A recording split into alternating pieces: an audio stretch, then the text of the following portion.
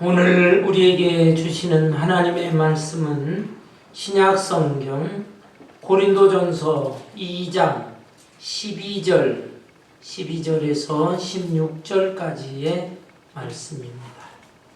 신약성경 265페이지 265페이지 고린도전서 2장 12절에서 16절까지 제가 한 절 여러분 한 절 교독하겠습니다. 우리가 세상의 영을 받지 아니하고 오직 하나님으로부터 온 영을 받았으니 이는 우리로 하여금 하나님께서 우리에게 은혜로 주신 것들을 알게 하려 하심이라. 우리가 이것을 말하거니와 사람의 지혜가 가르치는 말로 아니하고 오직 성령께서 가르치신 것으로 하니 영적인 일은 영적인 것으로 분별하느니라. 육에 속한 사람은 하나님의 성령의 일들을 받지 아니하나니 이는 그것들이 그에게는 어리석게 보임이요 또 그는 그것들을 알 수도 없나니 그러한 일은 영적으로 분별되기 때문이라. 신령한 자는 모든 것을 판단하나 자기는 아무에게도 판단을 받지 아니하느니라. 16절 다 같이 누가 주의 마음을 알아서 주를 가르치겠느냐 그러나 우리가 그리스도의 마음을 가졌느니라. 아멘. 하나님께서 우주만상을 창조하실 때 눈에 보이는 세계도 창조하시고 눈으로 볼 수 없는 세계에도 창조하셨습니다. 눈으로 볼 수 있는 세계, 하늘과 땅과 바다와 또 그 안에 있는 동식물들, 이러한 것들은 볼 수가 있습니다. 그러나 눈으로 보지 못하는 세계가 있습니다. 그것은 바로 영적인 세계입니다. 영적인 세계에는 우리 하나님이 계시고 천사들도 존재하는데 이 천사들을 하나님이 창조하셨습니다. 어떤 사람은 교회를 오래 다녔는데도 이 천사들은 본래부터 존재한 그런 존재들이 아닌가, 본래부터 하나님과 같이 있었던 존재가 아닌가, 이렇게 생각하는 사람이 있어요. 아닙니다. 하나님께서 천사들도 창조하셨어요. 천사들은 피조물인 것입니다. 그런데 그 천사들 중에 일부가 타락을 했어요.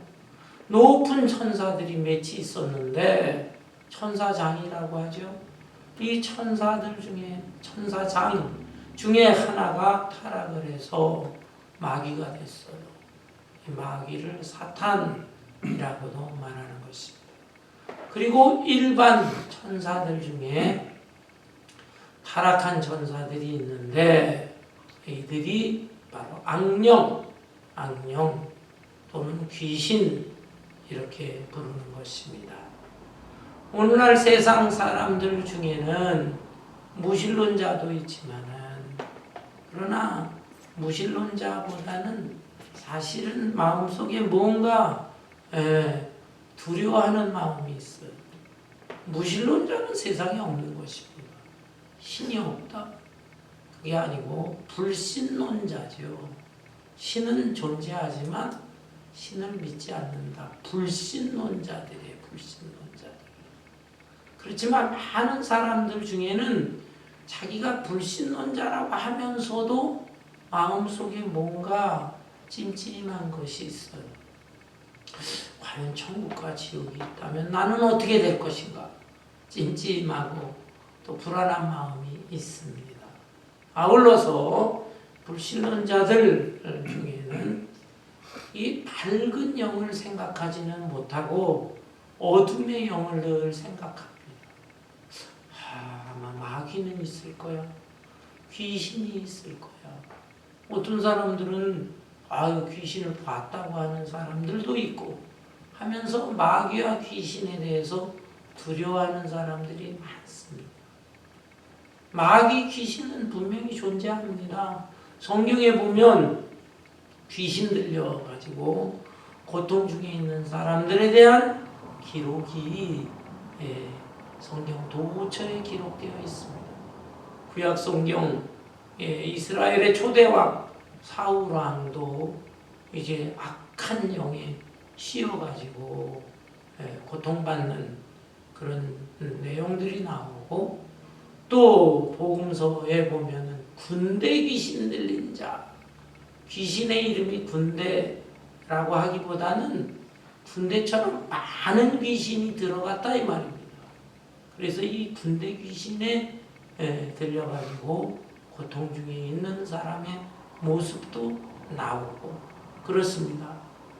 그런데 성경에도 그렇고 세상 사람들도 그렇고 영의 세계 하면은 자꾸 이 어둠의 영들을 생각하는데, 사실은 밝은 영이 있습니다. 곧 빛의 세계에 있는 밝은 영, 하나님의 영, 성령인 것이죠. 우리는 이 하나님의 영을 사모해야 됩니다. 이미 하나님의 영을 받은 사람이 있지만 하나님의 영을 더 마음을 열어놓고 충만히 받아야 되는 것입니다. 오늘 이 본문 말씀의 내용은 바울 사도가 고린도 교회에 보낸 편지 내용의 일부지요. 고린도 교회는 언제 세워졌는가? 바울 사도가 1차, 2차, 3차 선교 여행을 했는데 2차 선교 여행입니다. 2차 때에 유럽 쪽으로 가서 복음을 전하게 되었습니다. 고린도라고 하는 도시, 이 도시는 헬라, 오늘날의 그리스예요. 그리스의 큰 도시입니다. 이 도시에 가서 바울 사도가 복음을 전하면서 교회를 세웠습니다.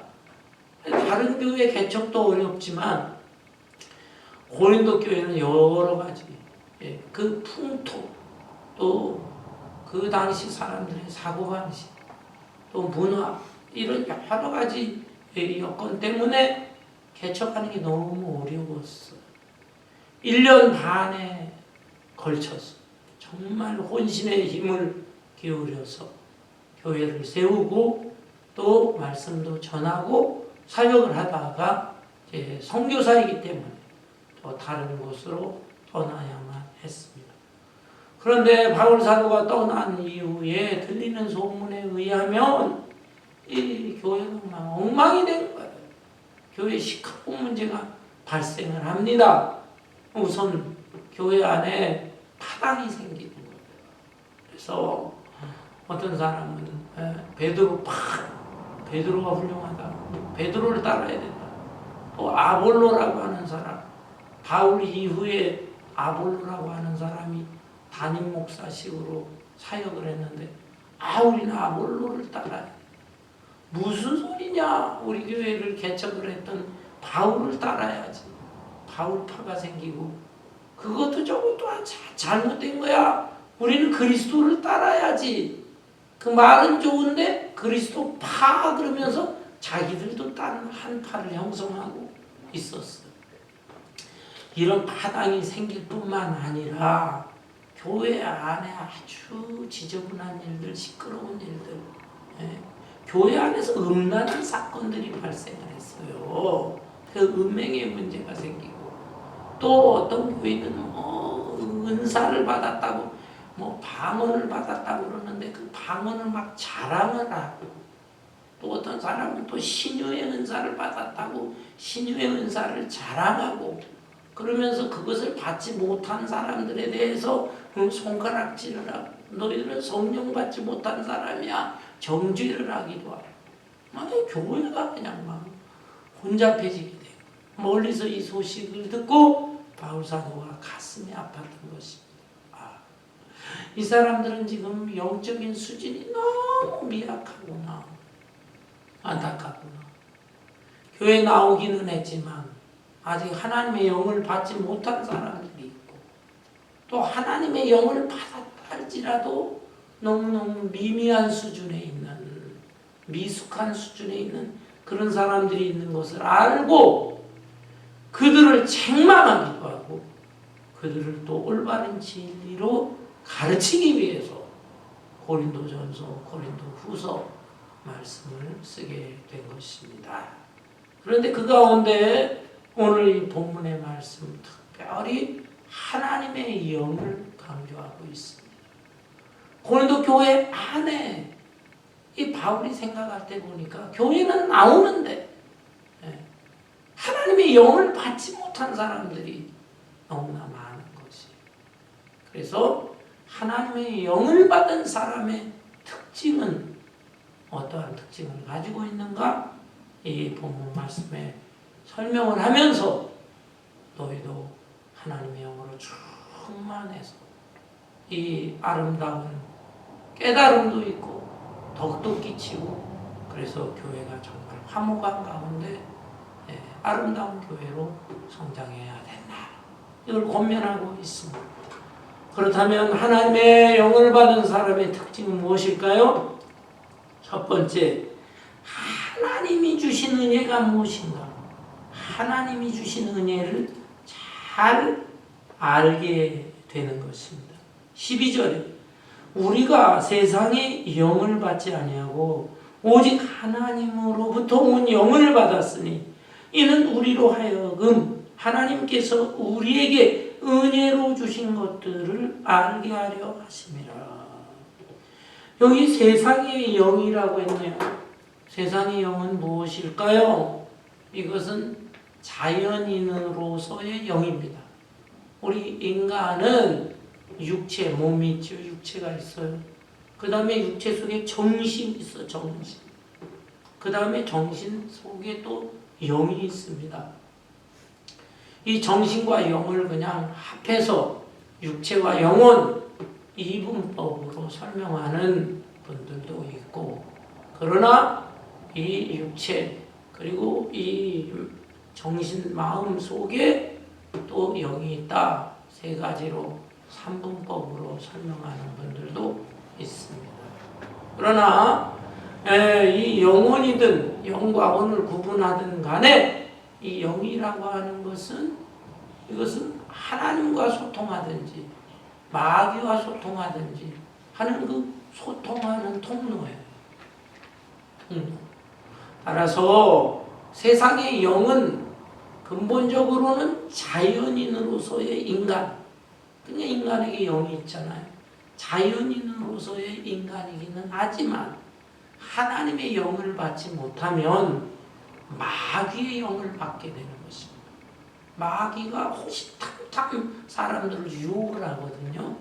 그래서 여기 세상의 영은 자연인으로서의 영이지만 그러나 마귀의 영을 받기 쉬운 사람 또는 마귀의 영을 받은 사람들을 다 포함하는 그런 표현이라고 할 수가 있는 것입니다. 그래서 이 마귀의 영을 받게 된다면 마음속에 교만이라든지 욕심이라든지 시기 질투라든지 음란함이라든지 혈기 내는 거라든지 뭐 이런 요소들이 가득하게 되는데, 그런 상태로서 교회에 나와가지고 교회를 어지럽히게 되면 안 된다. 그런데 너희들 중에는 세상의 영을 받은 자가 아니요 하나님의 영을 받은 자가 있지 않느냐. 그리고 너희 모두가 다 하나님의 영을 받아야 된다. 그 하나님의 영을 받은 사람은 하나님이 주신 은혜를 깨닫게 되는 것이다 라고 했습니다. 여러분, 하나님이 주신 은혜라는 게 뭡니까? 이 세상 만물을 하나님 창조하셨고 그리고 인간을 창조하셔서 인간으로 하여금 이 세상을 다스리면서 살아라. 세상의 온갖 것들을 누리면서 살아라. 복을 주셨잖아요. 그런데 이 하나님의 선하신 뜻에 위배되는 하나님의 뜻이 아니라 자기 뜻, 자기 욕망대로 이 세상을 다스리려고 해요. 그리고 자기의 욕망에 따라서 이 세상에서 누리면서 살려고 해요. 그런 사람들. 예수 믿노라 하면서도 이런 마음으로 사는 사람이 있다면 그 사람은 하나님의 영을 받은 사람이다 라고 보기가 어려운 것입니다. 여러분, 하나님의 은혜를 알게 되었다. 그래서 곧 하나님의 창조한 이 만물을 우리가 다 하나님 뜻대로 다스리면서 또 하나님 주신 것이니까 뜻 안에서 누리면서 살 특권이 있는 것이죠. 뿐만 아니라 하나님의 은혜가 무엇이냐? 이것은 더욱 귀한 은혜예요. 이거는 바로 죄사함의 은혜, 구원의 은혜인 것입니다. 하나님의 뜻보다는 인간의 뜻대로 고집을 부리면서 자기 욕심, 자기 정욕에 따라 세상을 다스리고 이 세상의 것들을 누리고 살려고 하는 것, 이것이 죄인데 인간이 바로 이렇게 죄인이 되었다 이 말이에요.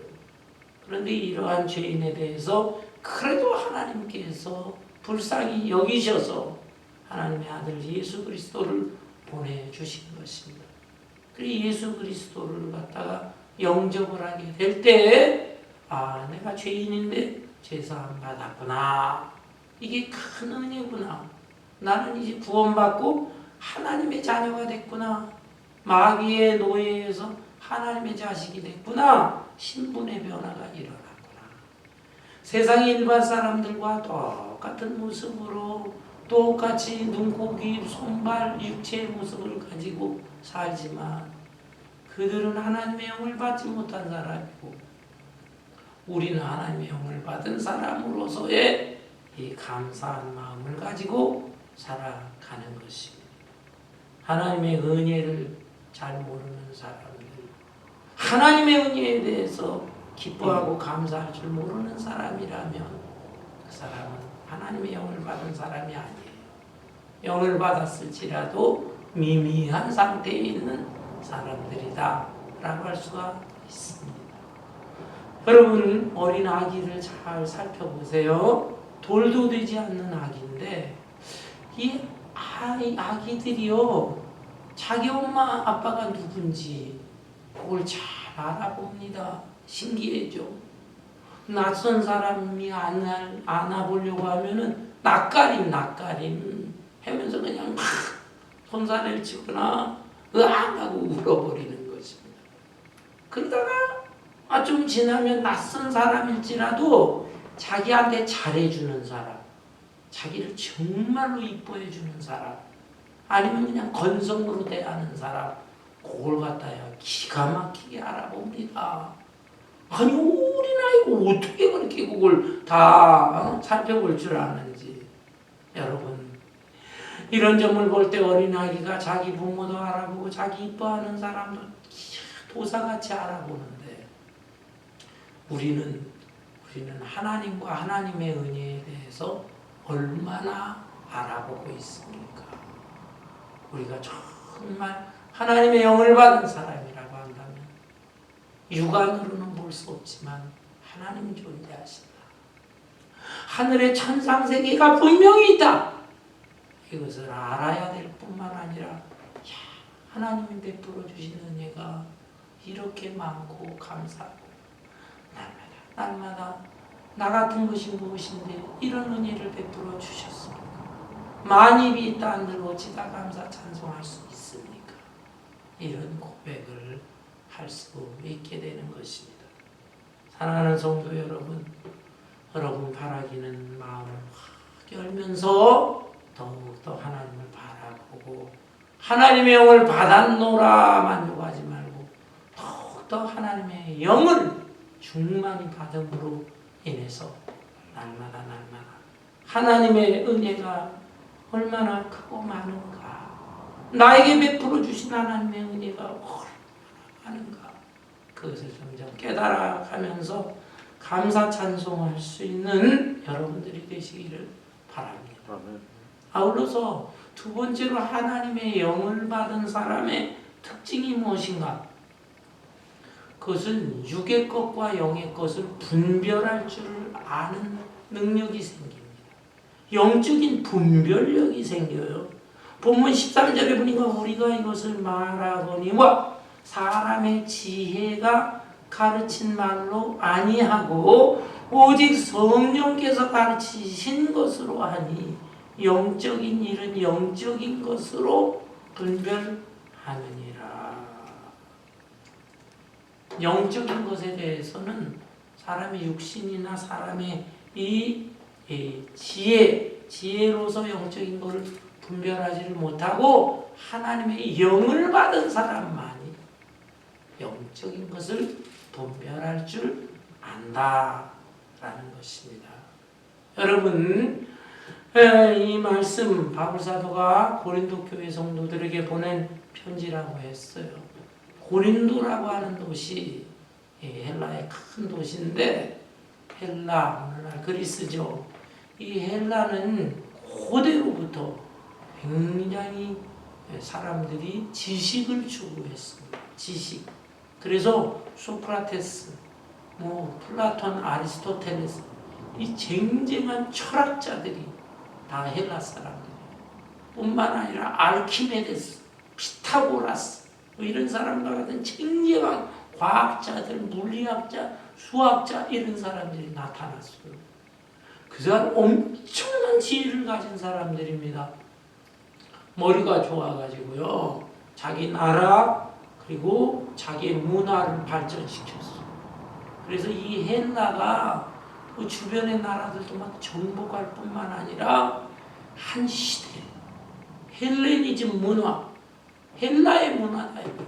그 주변의 나라에 이 헬라의 엄청난 문화를 갖다가 다 퍼뜨리는 역할을 했습니다. 그리고 이 헬레니즘 문화가 오늘날에 이르기까지도 쭉 이렇게 연속되어 오는 거예요.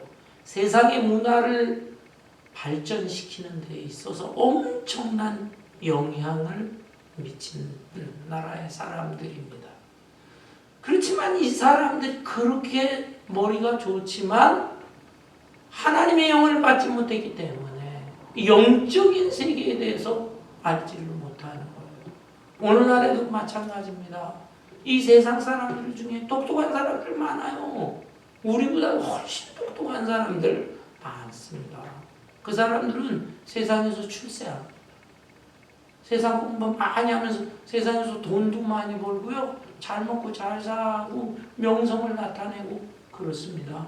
어떤 면에 눈에 보이는 세계, 세상 문화를 발전시키는데 이 사람들이 크게 기여를 하고 있는 것입니다.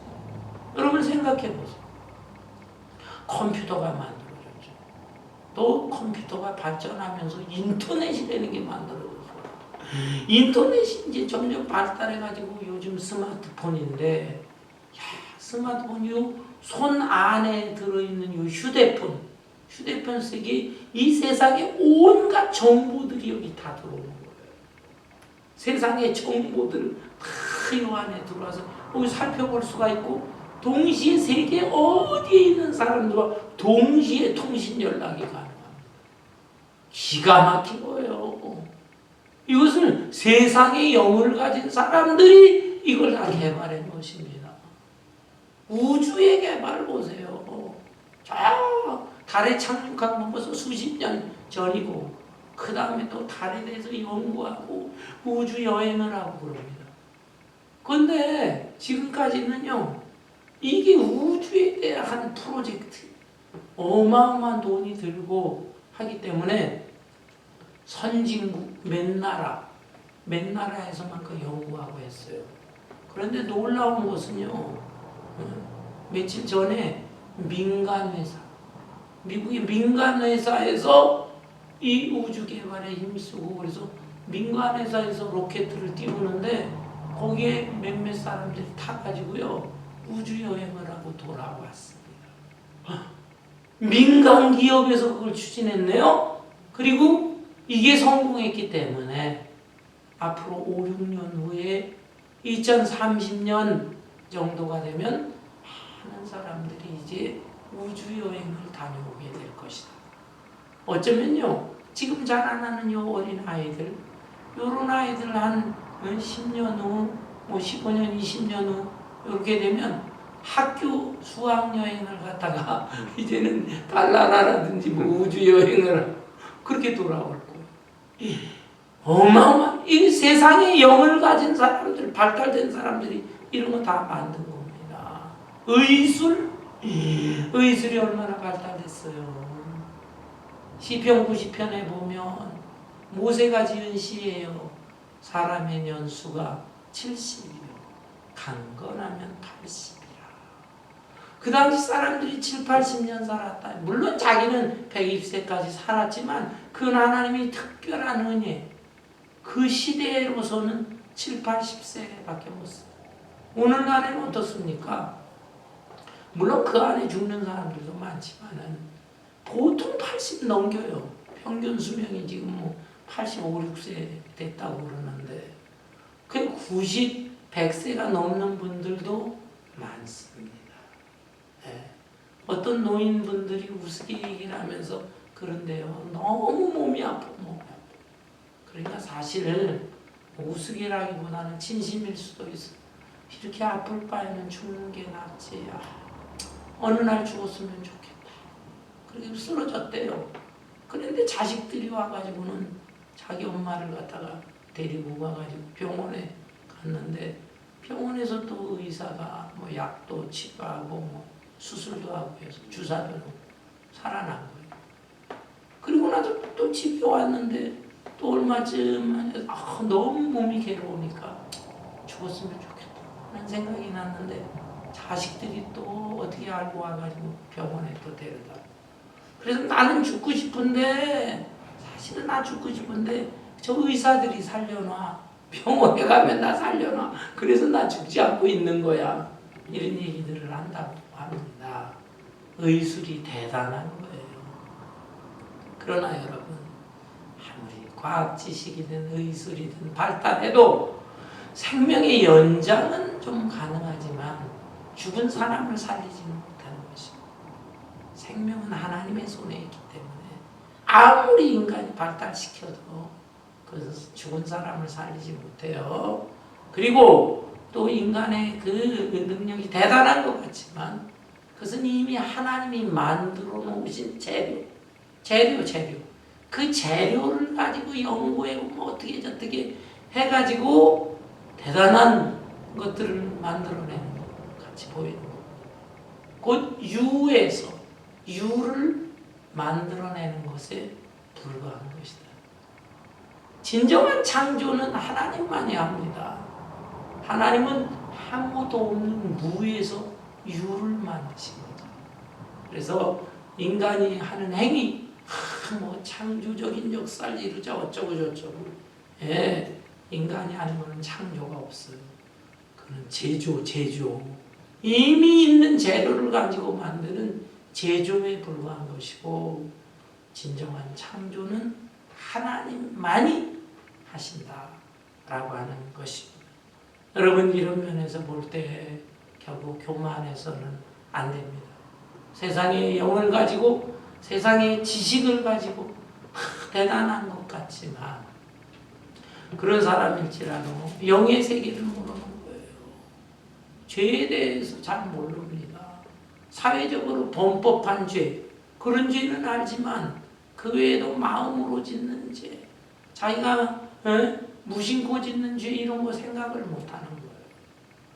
그 다음에 이 죄의 문제를 어떻게 해결하느냐? 그것은 하나님의 아들 예수 그리스도가 해결해 주신다. 이거 모르는 것입니다. 몰라요. 인생이 어디서 와서 어디로 가느냐? 내 인생의 결말이 어떠냐? 천국의 세계, 지옥의 세계 몰라요. 똑똑하다는 사람, 뭐 대학 교수, 뭐 박사, 뭐 과학자 몰라요, 몰라. 그래서 그래도 조금의 양심이 있는 사람들은 불신론자, 하나님은 없다 이렇게 말하지는 않고 불가지론자들이라고 있습니다. 하나님이 있는지 없는지 나는 모르겠다. 조금 그래도 양심이 있는 사람이라고 할까요? 하나님은 없다! 그건 너무한 것 같으니까 하나님이 있는지 없는지 모르겠다. 세상에서 똑똑한 사람들이 하는 최상의 말은 그 말밖에 없어요. 신의 존재 유무를 나는 모르겠다. 그리고 꼴까닥 죽는 것입니다. 천재적인 과학자들도 그러고 다 죽는 거예요. 그러나 우리는 세상의 지식이 부족할지라도 하나님의 영을 가진 사람으로서 영적인 것을 분석합니다. 영적인 분별력이 있는 것입니다. 그래서 이 세상 눈에 보이는 세계만이 아니다.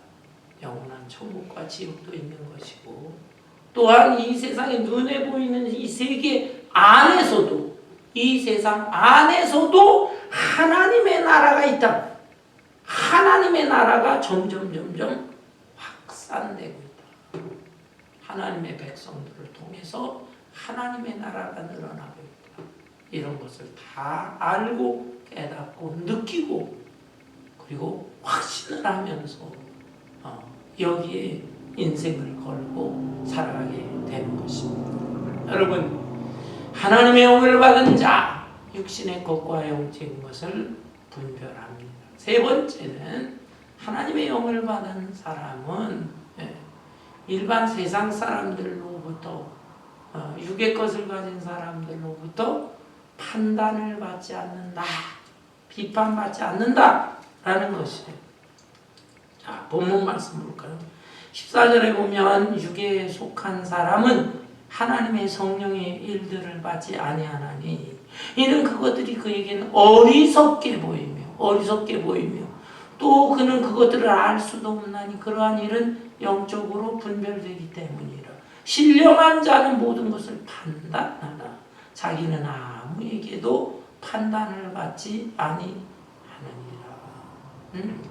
육에 속한 사람, 육신만 있고 기껏해야 이 정신 정도 그리고 세상의 영을 가진 그런 정도의 사람은 이 신령한 것, 영적인 세계를 알지 못하는 것. 그 영적인 세계가 있다 뿐만 아니라 영적인 그 세계에 대한 사역에 힘쓰고 영적인 일에 힘쓰고 하는 사람에 대해서 조롱을 해요. 오늘 주님의 날이에요. 우리는 이렇게 성전에 나와서 예배도 드리고 찬송, 기도, 말씀 듣고 또 주를 위해 헌신하려고 하고 내가 세상에 나가서 봉사도 하고 전도도 해야지. 이런 마음을 갖게 되잖아.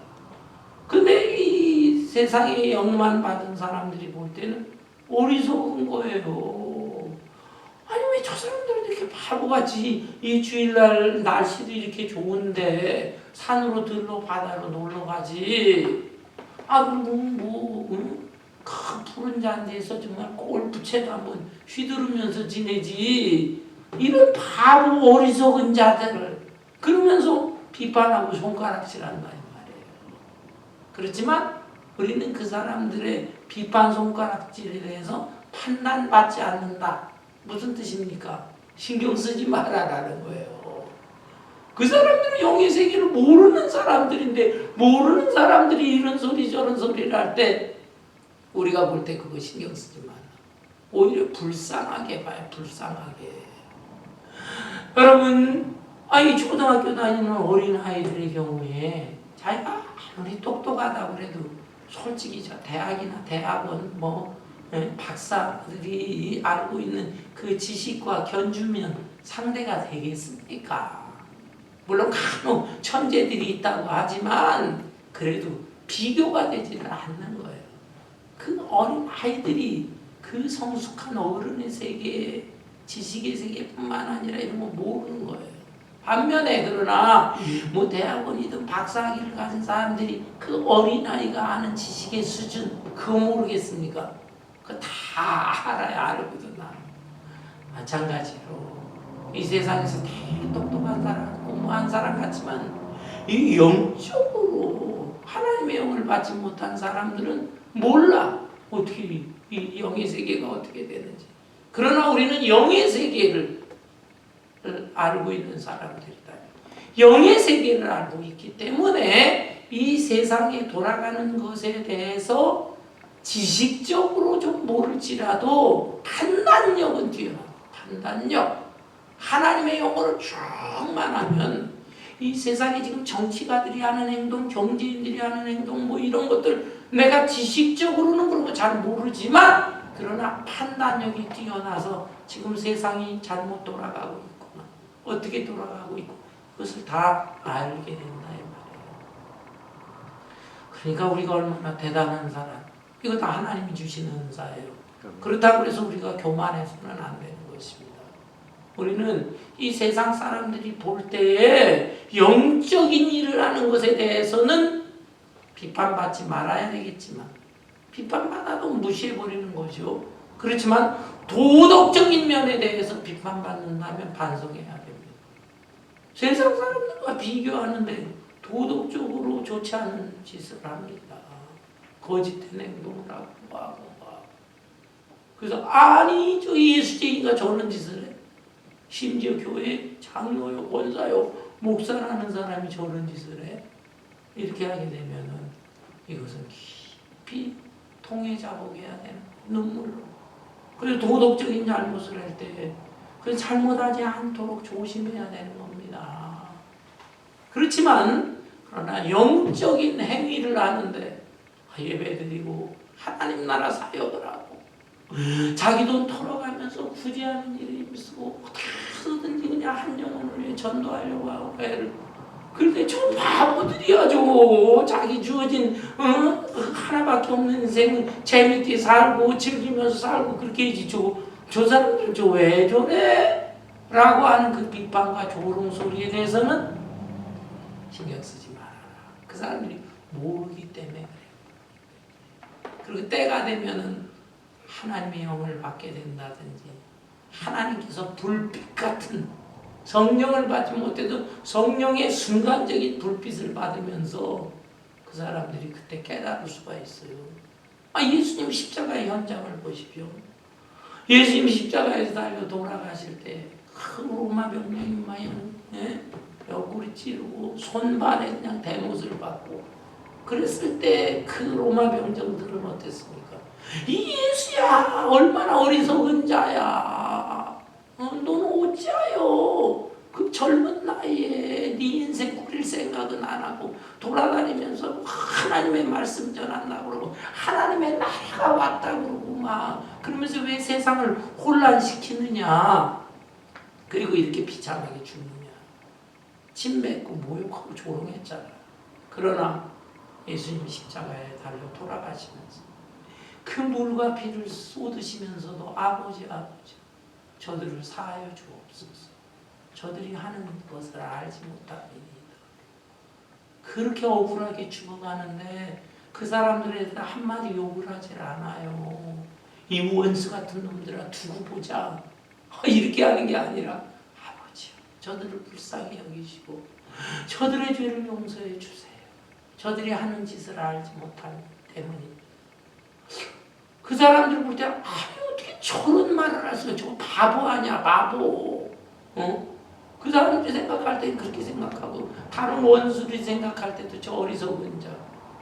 그리고 나서 그러나 예수님도 육체를 가졌기 때문에 너무 아프고 고통스럽지 않아요. 아버지 어찌하여 나를 버리시나요.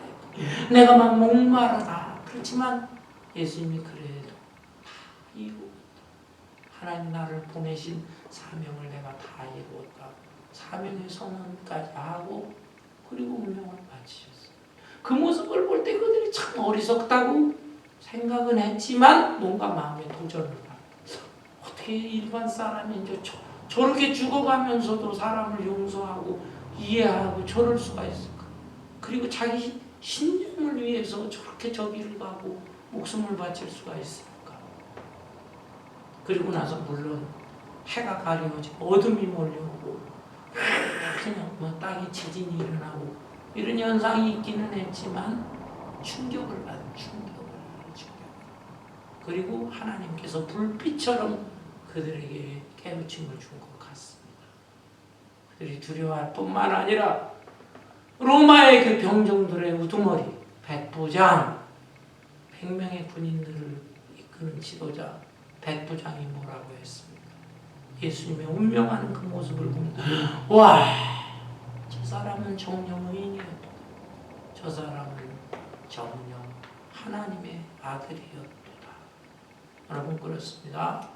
따라서 우리가 이 땅에서 세상 사람들과 어울리면서 살아갈 수밖에 없어요. 그들에 의해서 이러쿵저러쿵 예수님이 어떻고 저렇고 신경 쓸 필요가 없어요. 나는 믿음을 유지하면서 영적인 가치가 얼마나 귀한 것인가 거기에 초점을 맞추면서 살아가야 되는 것입니다. 아멘. 아울러서 네 번째 마지막으로는 하나님의 영을 받은 사람은 주님의 마음을 품고 살아가게 되는 것입니다. 16절에 누가 주의 마음을 알아서 주를 가르치겠느냐? 그러나 우리가 그리스도의 마음을 가졌느니라. 네. 하나님의 영을 받은 사람은 예수님의 마음을 품고 살아가게 되는 것입니다.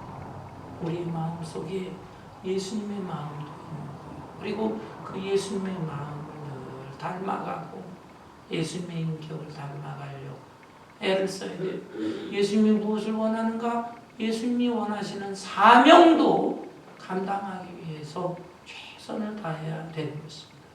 그러나 예수 믿노라 하면서도 그런 마음이 별로 없어요. 한편으로 요만큼 주님의 마음이 있어. 그러나 한편으로는 또 요만큼 다른 마음이 있어요. 이게 문제인 것입니다. 여러분, 네.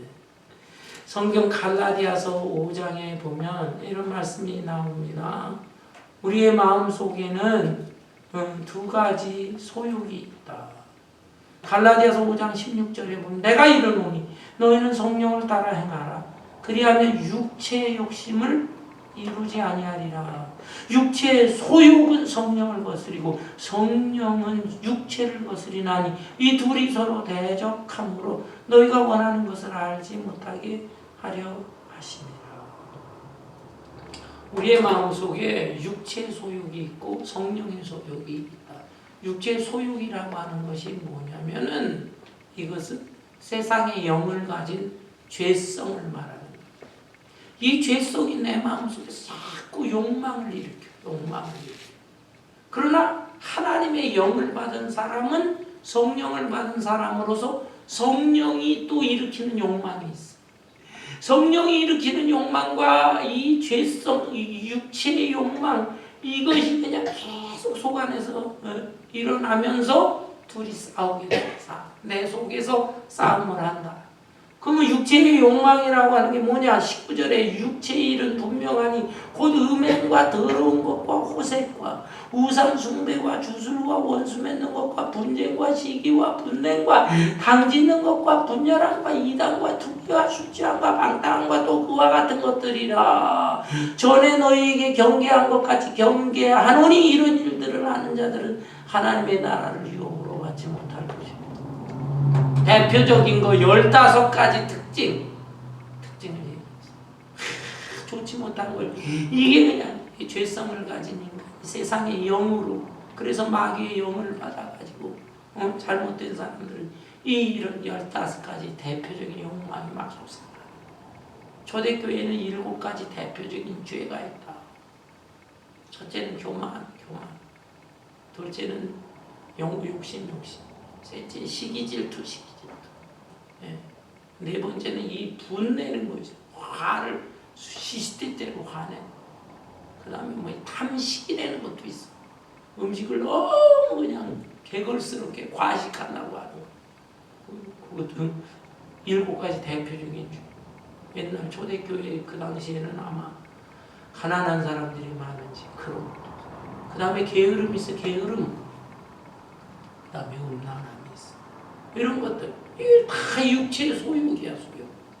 반면에 성령의 소욕은 무엇입니까? 성령이 속 안에서 일으키게 하면서 성령의 열매를 맺게 하는데, 오직 성령의 열매는 사랑과 희락과 화평과 오래 참음과 자비와 양성과 충성과 온유와 절제니 이 같은 것을 금지할 법이 없느니라. 대표적인 성령의 열매 9가지 열매를 언급하고 있습니다. 여러분, 이 2가지 욕망이 속 안에서 싸움을 할 때 우리는 이 영적인 싸움에서 이겨야 돼요. 날마다 하나님의 영을 사모하고 더 충만히 사모하고, 그래서 성령 충만함으로 채워지게 될 때 성령의 열매가 좀 나타나는 것이고 이 육체의 욕망은 사그러들게 되는 것입니다. 이 비슷한 얘기가 있어요. 옛날 인디안 할아버지가요, 어린 손주한테 얘기를 했답니다. 삶을 살아가는 지혜를 가리키게 되는데, 인간의 마음속에는 두 가지 늑대가 있다 그랬어요. 네. 근데 하나의 늑대는 요거는 나쁜 늑대야. 나쁜 늑대가 마음속에 자꾸 교만함도 주고 욕심도 주고 시기 질투도 주고 못된 것들 자꾸 다른 사람하고 싸우라고 자꾸 충동질한다. 나쁜 늑대. 근데 인간의 마음에는 선한 늑대도 있다. 선한 늑대는 자꾸 겸손하게 불쌍한 사람을 도와주려고 도와주고, 그리고 다른 사람하고 자꾸 화목하게 하고 화목하고. 이게 선한 늑대다. 어린 손주애가 그 얘기를 듣고서 그럼 제 마음에도 네 마음에도 있어. 다른 사람 마음에도 있어. 그러면 어떻게 하면 어떻게 어느 늑대가 두 가지 늑대 중에 이기나요? 그랬더니 그거는 네가 먹이를 주는 늑대가 이기는 것이다. 나쁜 늑대한테 먹이를 주면 나쁜 늑대가 이기고 선한 늑대한테 먹이를 주면 선한 늑대가 이기는 것이다. 그러니 네가 선한 쪽을 추구하면서 살아라. 그런 뜻이겠지요. 우리 이 하나님의 말씀은 비슷하면서 약간 다릅니다. 우리가 이 땅에서 선한 일하고 좋은 일을 하고 물론 그렇게 해야 되겠지만 그 이전에 하나님으로부터 하나님의 영 성령을 받아야 우리가 선한 의욕이 생기고 선한 사역을 감당하게 되는 것입니다. 사랑하는 성도 여러분, 우리 모두 다 하나님의 영을 받았다고 하지만은 그러나 아직도 부족한 점이 너무 많습니다. 세상의 영 그리고 마귀의 유혹을 받아서 내 마음속이 더러워지고 탁해지고 하지는 않는가. 하나님의 영으로 충만해서 하나님 베풀어 주신 은혜가 얼마나 귀한 것인가, 가치 있는 것인가, 그것에 감사하고 또 하나님의 영으로 충만해서 육신적인 것과 신령한 것을 구별할 줄 알아야 되겠어요. 분별하고 육신적인 것도 필요한 거 있겠지만은 영적인 것이 더 가치 있는 것이다. 분별하면서 살고 또 설령 세상 사람들이 우리를 판단할 때 너무나 바보 같고 어리석은 사람이다 라고 할지라도 거기에 대해서 신경 쓰지 말고 하나님과의 관계 속에서만 살아가고 특별히 주님의 마음, 예수 그리스도의 선한 마음을 품고 살아가야 되겠습니다. 외적인 것에 너무 신경 쓰지 말고 우리의 중심을 봐요. 사람은 외모를 보지만 나 여호와는 중심을 보느니라. 그래서 우리의 마음이 좀 변화되어야 되겠습니다. 1960년대, 70년대 박정희 대통령, 박정희 대통령 한국을 이렇게 통치할 때에 그 양반이 참 굉장히 위대한 업적도 있는데 어떤 면에 너무 또 좀 자유를 억압한 경우도 있습니다. 본인이 군인 출신이라 그래서 그런지 이 남자들이 머리 길게 장발족 있잖아요. 장발족 이거를 못 봤어요. 보질 못하는 거예요. 저런 장발족 저거 머리 다 단속해라. 그래가지고 저는 그때 뭐 중고등학교 다녔네. 맨날 선생님들이 이 바리깡이라고 와가지고 머리 조그만 길면 다 깎아버리고 거리에 경찰들 돌아다니면서 그냥 머리 길게 되면 그냥 다 잘라버리고. 근데 한 사람이 붙잡혔어. 머리가 너무 길어. 야 이놈아, 이 경찰이 히피족 같은 놈. 그래서 머리를 막 자르니까 아 왜 그래요? 왜 잘라? 여기 머리 그리고 흉해가지고 그게 뭐야 히피족아. 붙잡아 잘라나 그랬더니 이 히피족이 이런 말을 했더니 그건 무식한 소리 하지 마세요. 기독교의 예수 보세요. 예수가 이 머리가 이 장발인데 나 좀 예수 흉내 내려고 머리 길렀는데 뭐 잘못해? 이놈아 네가 예수 흉내를 내? 진짜 예수 흉내 내면 네 마음이 달라져야지. 생각과 사고방식이 썩은 놈아. 나무랬다는 얘기가 지금까지 전해지고 있습니다. 하나님의 영을 받은 사람으로서 예수님의 마음을 품고 예수를 닮아야 되는데 겉모습만 닮지 말고 속사람 중심이 닮아져서 하나님의 영광을 드러내고 하나님의 뜻을 아름답게 감당하면서 살아갈 수 있는 저와 여러분 되시기를 주님의 이름으로 축원합니다. 아멘. 아멘. 찬송 400